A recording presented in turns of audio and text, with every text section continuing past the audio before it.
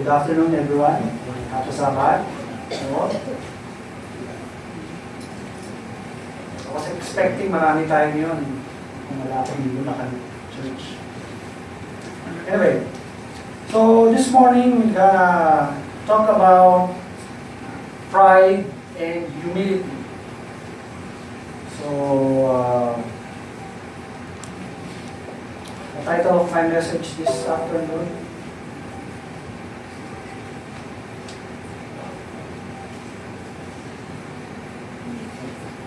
pride and humility.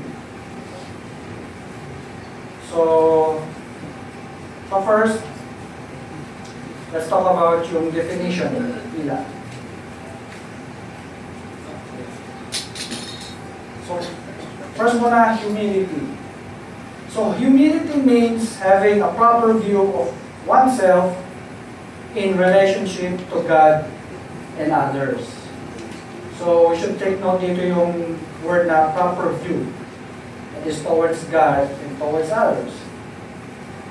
It is the ability to put the needs of others above your own. So, hindi ka selfish. Hindi ka palaging nagsiselfie. So, ability to put the needs of others above your own, respect the opinions of others, and possess a willingness to work as a team. So, team member ka, team player, instead of having always to wield personal control on every situation. Siyempre, hindi naman pwede palagi ikaw ang bida. So, you have to give way to other people. So, that's humility. So, dito, sabi niya is, the quality or state of being humble, modesty about one's status or accomplishment. So, ano naman ang pride? So, pride, ito sa Tagalog, yabang. Pride, on the other hand, is an exalted viewpoint of one's self-importance. Kaya kung mapapansin niyo yung selfie, puro sarili nyo lang, di ba? Self-importance, ikaw ang bida. I'm not saying na masama mag-selfie, di ba? Kasi, actually, hindi na ka-selfie ngayon, mukhang groupie na yun, di ba? Pride is a state of mind that always sees one's own needs and opinions as superior to others. So, palagi yung sarili mong opinion nagmamatter, hindi mo na pinapakinggan yung ibang tao. It's always me, myself, and I. A prideful person treats others as inferior and easily offended. So, ang weird, di ba? Feeling niya magaling siya, pero madali namang mapikon pag nasita mo. Pride is a primary cause of destroyed relationships, personal and collective failure, and the root of evil. Pride. So, this after we're gonna talk about some points how to build on humility so that we can remove the pride in our hearts. Kasi human nature yan. We have to build character. So, some points to build on humility. Number 1. A prideful person can grow in wisdom because he values his own opinion even when he is wrong. Obviously, diba? Feeling niya alam niya lahat, wala nang growth. Wisdom is learned rather through a humble spirit. So you need a humble spirit to grow wisdom. So we can read this in Proverbs 11, verse 2. When pride comes, then comes shame, but with the humble is wisdom. So, usually pag a prideful person, hindi wisdom ang nagiging niya, knowledge lang. But for the humble, it is wisdom. Number 2. Pride leads to constant strife and conflicts. Kung may pride talaga, gumugulo ang buhay. Proverbs 13 verse 10. By pride comes only contention. But with the well-advised is wisdom. So we should notice the link between yung well-advised, yung word na well-advised, and wisdom. Basically, a humble person is willing always to consider the advice of others. Kaya nga siya well-advised. Yung advice na yun galing sa ibang tao. Number 3, a humble person realizes his or her spiritual poverty before the righteous Creator. So palaging makumbaba ang taong humble.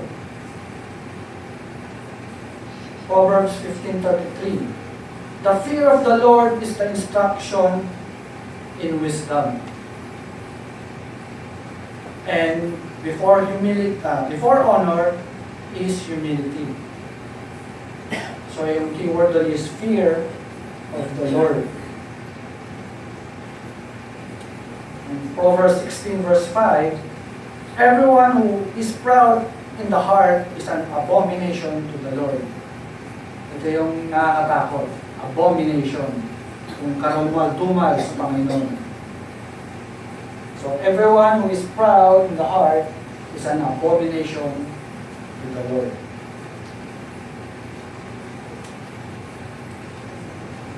Number 4.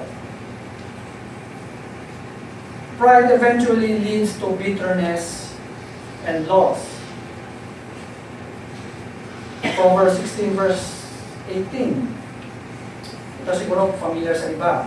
Pride goes before destruction, and a haughty spirit before a fall. So pride goes before destruction. Another scripture is Proverbs 18 verse 12. Before destruction, the heart of a man is haughty, and before honor is humility. So makita natin palagi yung contrast ng dalawa. Destruction para sa prideful person, and honor sa humble na person. And lastly is, Proverbs 29 verse 23. A man's pride will bring him low. So imbis na naaangat yung tao, itong nagpupulling down. But a humble in spirit will retain honor. So basically, being humble is being honorable. And last of the points we have is number 5. It is better to associate with the poor and humble than share wealth with the proud. And read this in Proverbs 16 verse 19. Better to be humble of spirit. Better to be of a humble spirit with the lowly than to divide the spoil with the proud. Kasi if ever mangyari yun, there's a tendency to also share in the the faults of the proud. But misery loves company. And in our world today, it is common for people to honor the proud in business, sports, and entertainment as heroes. Kumbaga dito pumapasok na respect of persons tayo. Like for example, pag mayaman yung tao, kumbaga ang ganda ng bigay natin ng pansin sa kanila. Pero pag alam natin walang pera, hindi natin pinapansin. So, in closing, papansin nyo ang laki ng eye. Pride. Pride is difficult to detect in ourselves because it is a refusal to admit wrong or see a need to change. Kasi nga, sarili mo na nakikita mo eh. It's always me, myself, and I. Me. So that is pride. Something we ought to avoid. Humility naman, humility begins with a deep understanding of how worthless we are as corrupt human beings before the Creator. At mapapractice natin yan sa Day of Atonement. Diba? The deep understanding of how worthless we are as we are corrupt human beings or sinners before our Creator. Jesus told the parable of the tax collector who wouldn't even look up to heaven when he prayed, but cried out, "God, be merciful to me, a sinner." That's yun ang perfect example of humility. Talagang hindi niya may taas yung mata niya, even to look up to heavens. On the other hand, the Pharisee naman, siguro naman you know this parable, the Pharisee naman was so self-confident, full of pride in his own goodness that instead of praising God and praying to Him, kung maalala yung the story, it said there that he prayed with himself. So his prayer was filled with self-praise. He wasn't actually praying to God. Parang talagang he's presenting himself to God na ang galing-galing niya.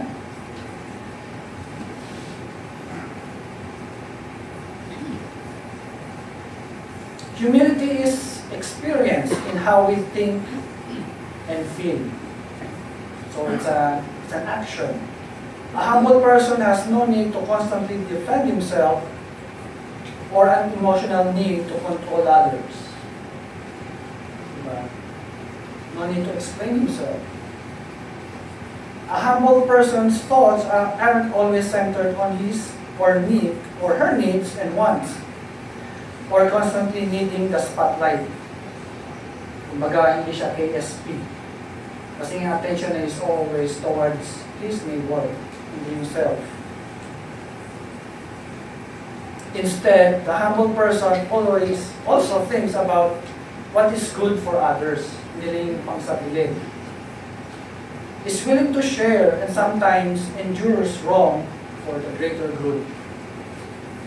That is the humble person. Lastly, so it's an action. So humility is exhibited in how we treat other people. So it doesn't work in a vacuum. It's an outgoing virtue. Humility is exhibited in how we treat other people. A humble person sees the value in others as children of God and treats them accordingly. So nakita niyo yung value person. Kasi para-para naman tayong anak ng Diyos. Well, those who have God's Holy Spirit. So, dear brethren, is how you have to practice in Yahweh and Hasa.